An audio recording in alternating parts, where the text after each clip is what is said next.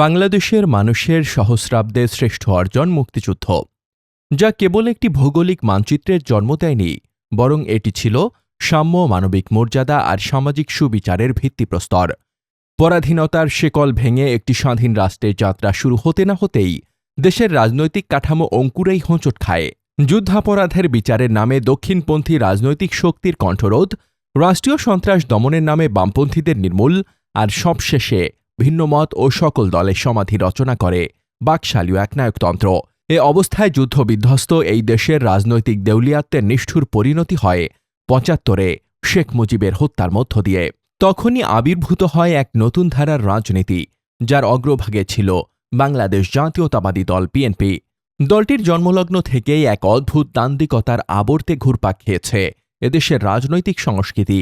একদিকে তারা বীর মুক্তিযোদ্ধা জিয়াউর রহমানের ভাবমূর্তিকে পুঁজি করে নিজেদের মুক্তিযুদ্ধের পক্ষের শক্তি হিসেবে প্রতিষ্ঠিত করতে চেয়েছে, অন্যদিকে বহুদলীয় গণতন্ত্রের নামে মুক্তিযুদ্ধ বিরোধী রাজনৈতিক ব্যক্তি ও দলকে অন্তর্ভুক্তির মাধ্যমে দেশের রাজনীতিতে উদারনীতির সূচনা করেছিল। একই সাথে কট্টর বামপন্থার বিপরীতে উদার দক্ষিণপন্থার বিকাশের মাধ্যমে দেশের রাজনীতিকে আরও বিকশিত করেছে। যদিও সমালোচকদের মতে এটি ছিল একটি স্ববিরোধী রাজনৈতিক চর্চা, যা কেবল ইতিহাসের বিচ্যুতি নয়, বরং মুক্তিযুদ্ধের চেতনার গায়ে এক সুপরিকল্পিত কুঠারাঘাত।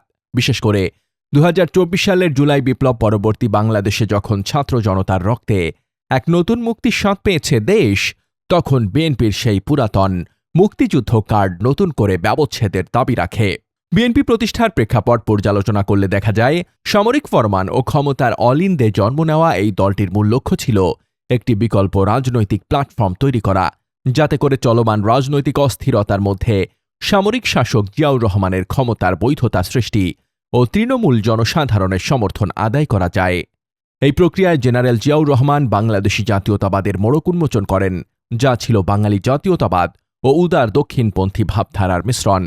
ফলে এই দলটি পরিণত হয় অখণ্ড পাকিস্তানের দাবিতে সোচ্চার মুসলিম লীগসহ দক্ষিণপন্থী রাজনৈতিক শক্তি ও ৭৫ পূর্ববর্তী রাজনৈতিক নিপীড়নের শিকার কট্টর বামপন্থীদের সমন্বিত প্ল্যাটফর্মে।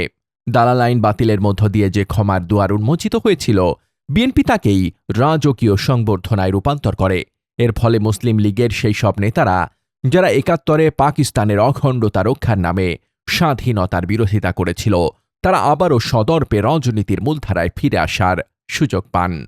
বিএনপির এই পুনর্বাসন প্রক্রিয়ার সবচেয়ে গুরুত্বপূর্ণ অধ্যায় ছিল শাহ আজিজুর রহমানের উত্থান।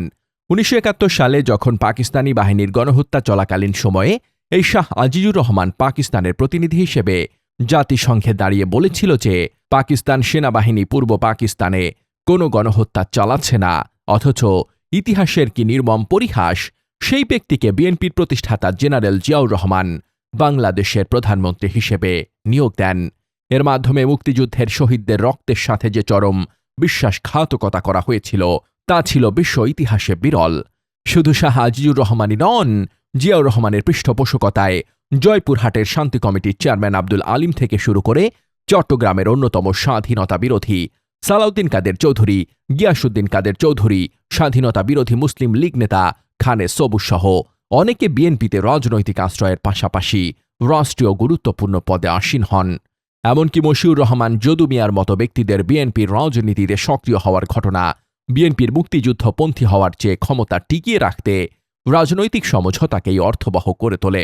যদিও বিগত সময়ে এই স্বাধীনতা বিরোধীদের পুনর্বাসন বিতর্ক নিয়ে আওয়ামী লীগ সরকার বিএনপিকে মুক্তিযুদ্ধ বিরোধী দল বানানোর ব্যর্থ চেষ্টা চালায়, তবে ২৪ জুলাই বিপ্লব পরবর্তী বাংলাদেশের রাজনৈতিক দিগন্ত আমূল পরিবর্তিত হয়েছে।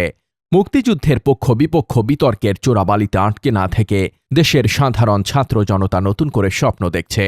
ঠিক এই সময়ে রাজনৈতিক মাঠ থেকে ফ্যাসিস্ট আওয়ামী লীগের বিদায় ঘণ্টা বাজার পর বিএনপির মুক্তিযুদ্ধ কার্ড ব্যবহারের প্রবণতা যেন এক নতুন মাত্রা লাভ করেছে। বিশেষ করে ত্রয়োদশ জাতীয় সংসদে ফজলুর রহমান, আন্দালিব রহমান পার্থসহ বিএনপির কিছু সাংসদ রাজনৈতিক শিষ্টাচার ভুলে মুক্তিযুদ্ধের পক্ষ বিপক্ষের বিষয়টি আবার আলোচনায় এনেছেন। যদিও সালাউদ্দিন আহমেদ সহ বেশ কয়েকজন সাংসদ একতার ফুলঝুরি দিয়ে আলোচনায় ভারসাম্য আনার চেষ্টা করেছেন। তৃণমূল পর্যায়ে স্বাধীনতা বিরোধী মুসলিম লীগের জনবলকে ব্যবহার করে বিএনপির রাজনৈতিক ভিত্তি মজবুত হয়েছিল, এটি প্রায় সবারই জানা। বিএনপি সরকার জিয়াউর রহমানকে স্বাধীনতার ঘোষক হিসেবে একক মহিমায় আসীন করতে বদ্ধপরিকর, কিন্তু জামায়াতে ইসলামীর মতো মুক্তিযুদ্ধে বিরোধিতাকারী দলের সঙ্গে দীর্ঘকাল ক্ষমতার অংশীদার হয়ে সুবিধাভোগ করার নৈতিক দায়ভার তারা এড়িয়ে চলতে চান। এই প্রেক্ষাপটে বিএনপির এই মুক্তিযুদ্ধ কার্ড মূলত একটি রাজনৈতিক দ্বিচারিতা হিসেবেই বারবার প্রমাণিত হয়েছে সাধারণ মানুষের কাছে। যখনই কোনো বাস্তব জনমুখী ইস্যুতে দলটির নেতাকর্মীরা দিশেহারা হয়ে পড়ে কিংবা তাদের অতীত দুর্নীতি ও অদক্ষতার বিরুদ্ধে জনমনে ক্ষোভ জন্মায়, তখনই তারা এই কার্ড খেলে প্রতিবাদের কণ্ঠ রোধ করতে চায়। ছাত্র জনতার যে বিপ্লব সকল প্রকার ফ্যাসিবাদের অবসান চেয়েছিল, সেখানে বিএনপি আবারও সেই পুরাতন বিভাজনের বিষবৃক্ষ রোপণ করে রাজনৈতিক ফায়দা লোটার চেষ্টায় লিপ্ত। স্বাধীনতা বিরোধী মুসলিম লীগের ভিত্তির ওপর দাঁড়িয়ে একদিকে মুক্তিযুদ্ধে কৃতিত্বের দাবি এবং অন্যদিকে মুক্তিযুদ্ধ বিরোধীদের মূলধারার রাজনীতির ক্ষেত্র প্রস্তুত। এই দুই মেরুর অবস্থানের মাঝে যে বিশাল নীতিগত শূন্যতা রয়েছে, তাকে কোনো চাতুর্যপূর্ণ সাহিত্যিক অলঙ্কার দিয়ে ঢেকে রাখা সম্ভব নয়। তবুও শাহ আজিজুর রহমান কিংবা সালাউদ্দিন কাদের চৌধুরীর মতো ব্যক্তিদের যারা রাজনৈতিকভাবে প্রতিষ্ঠিত করেছে, তাদের মুখে মুক্তিযুদ্ধের একক বন্দনা স্রেফ স্থূল ও রাজনৈতিক স্ট্যান্ডবাজি ছাড়া আর কিছুই নয়। কারণ মুক্তিযুদ্ধের চেতনা কোনো দলের কুক্ষিগত সম্পত্তি নয়, বরং এটি এক অবিভাজ্য ও চিরন্তন আদর্শ, যা সকল প্রকার সংকীর্ণ ও সুবিধাবাদী রাজনীতির ঊর্ধ্বে।